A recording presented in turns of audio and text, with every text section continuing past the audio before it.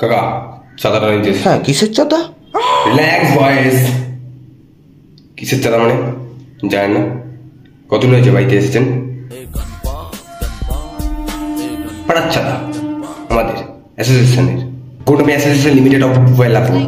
এখানে চা দিতে হয়, আর তার মেন মূল হেড আমি, আমাকে চা দিতে হবে। চাটা দিন। হ্যাঁ বেল।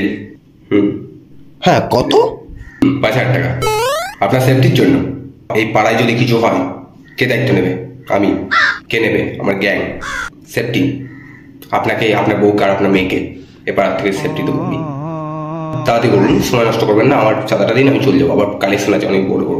গুন্ডামি চলছে বটে। হ্যাঁ গুন্ডামি, এটা গুন্ডামি হচ্ছে।